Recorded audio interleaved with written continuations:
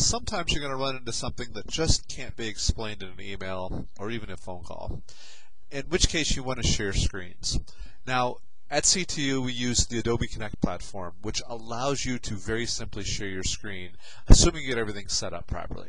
For me, I can do it as simply as clicking right here to share my screen, and it'll pop up and say, what do I want to share? Now, you have two barriers to get that done. First of all, you're not a host or a presenter. So when you come into the classroom, what you'll have to do is have your instructor make you at least a presenter, possibly a host, but most likely a presenter.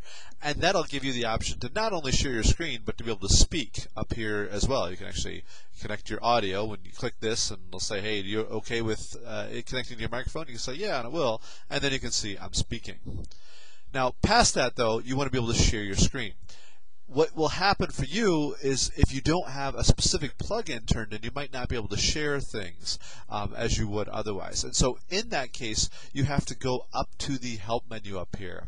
And then you have to come over and talk about troubleshooting. So up here in the right corner is the help, and then you hit troubleshooting, and it'll pop up a page that'll go through and open up this page. So it says, first of all, do you have Flash Player? Yeah, obviously, because you're in the course room to get it to begin with.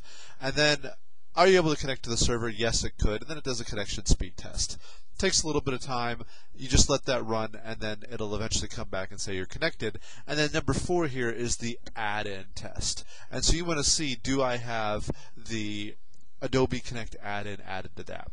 Now, if you notice, mine's running up here, and you may or may not be able to tell, this is actually Google Chrome, and it says the add-in is not connected, and I need to install that. That's because, for whatever reason, the add-in doesn't work in Chrome. I can click Install Add-in, and you'll see it comes up with a screen like this. Would you like to install it now? Hit yes, and then it says it can't do it. It doesn't have permissions to. That's something that's broken in Chrome / the Adobe plugin for Chrome. It's okay. I don't need to worry about that. I can take the same URL there. I can run it inside of either Firefox or Internet Explorer, and it will go through the same sequence, only it will let you install the plugin at that point.